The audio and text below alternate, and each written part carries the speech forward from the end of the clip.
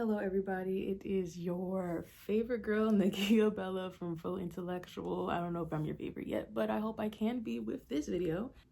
So I'm just gonna get straight into it. The right wants families. They want women to strive towards getting married and having children, but they don't mention the wholesomeness that should be in these goals. They don't seem to prioritize happiness in this endeavor. Me noticing this can be seen as nitpicking language, but it makes me think about the constant reminiscing of the past that they do.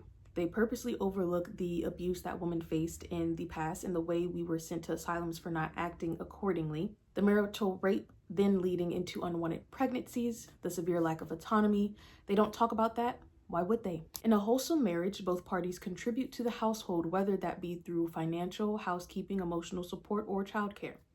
Decisions are made together. It is not just one person overriding the other. It cannot be one partner compromising every time. Every couple is different, so the man may be the house husband or he may be the working husband. Either way, he is contributing to the household as a partner should. It is key for the couple to understand each other's limits and where they're weak and strong at. This is not rocket science. Whoever is better at keeping a schedule will keep the schedule. Tasks should be divided evenly and adjusted accordingly to whatever circumstances the couple find themselves in, and the person carrying the children should be cared for adequately. For the right, I can see that may be implied with the images they like to share, but it is not in our faces. The goal is more white babies, more white families. It has nothing to do with the rest of us who are non-white, but that doesn't mean we are in the clear. Here's my theory. Even though the manosphere appears to be over, there are still many who believe in the manosphere's principles. You mix that up with the push for babies and you got more white men who lack emotional intelligence because of the bubble they will theoretically be raised in. They want more conservative babies. They could give less of a fuck who else decides to venture into this baby-making journey. They need their conservative counterparts to get with the message and spread that seed. They want raccoons and whoever else to help them carry on their message. So now that we have our less than satisfactory marriage with our airhead wife, which is partially no fault of hers, you get a cookie cutter family that follows all of daddy's orders. The wife stays barefoot and pregnant and partially secluded, and the husband gets to live his fantasy of emotionally and financially abusing his precious wife. So why don't they want marriages to be happy? This may throw you for a loop, but they don't want community. The government doesn't want community, and the right especially does not want community. Community minimizes conservatism. Women are often the leaders of community, as history tells it. This theory came to me as I am reading Women's Rights Emerges Within the Anti-Slavery Movement, history from 1830 to 1870. And I notice, even though I'm fully aware the book centers women, that women often start a lot of movements. There's a quote that really encouraged me to make this video. Angelina Grimke, one of the women a part of the abolitionists, said, "An address to men will not reach women, but an address to women will reach the whole community." Such a simple sentence that holds so much weight when you sit with it. I also came to this theory anecdotally as well because I've settled in this comforting love with my partner to the point that I feel inspired to be more active in the community around me.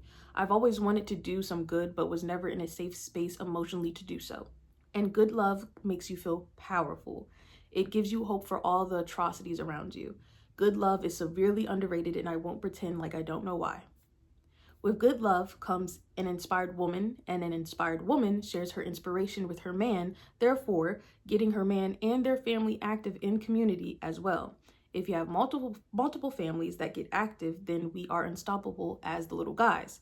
We then no longer become little guys. Now, I get this theory can seem pretty far-fetched because not everyone who gets some good love is going to all of a sudden be like, I want to be a part of my community.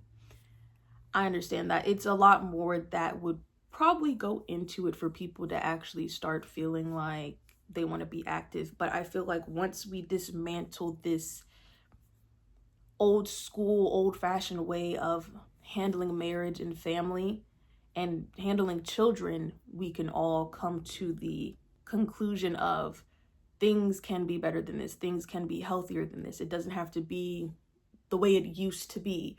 Everyone wants to go back because they're so scared of going forward. Everyone doesn't see a new way of doing things because they want to go back to whatever the greats have said, socialism, communism, whatever. We can make something completely new. It doesn't have to be all of that. We don't have to completely burn down the system of capitalism. We can tweak it, we can change things, it's so many things we can tweak and not have to just completely dismantle. But some things you do have to tear down to build it back up. So yeah, this is just I'm not gonna say it's a outlandish theory or out there theory, but it's definitely, I will say, just a little far-fetched, just because everyone has different goals in life.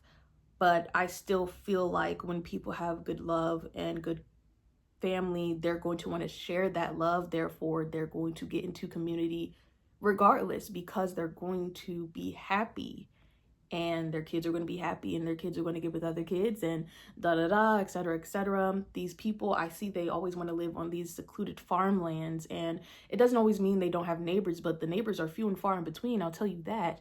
Disclaimer, if anyone even made it this far, I don't hate white people, because I know that's a thing that gets spread around when anyone black says anything about white people. I don't hate white people.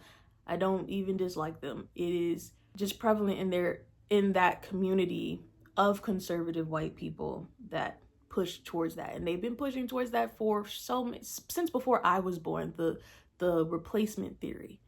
There's people who are accelerationists that want to see the world burn. Like, it's so many different people in that whole thing. Like, I don't even care to get into that. But yes, that is my theory. Please tell me what you think, because I think it's a pretty fun theory. And it could be pretty basic as well, because someone else could have said this in different ways, in longer ways, and went into a deeper history or whatever. But I'm just, while I'm reading these books that I'm reading, going one by one, reading these things, I'm just coming to my own little conclusions and theories and feelings, whatever, you know.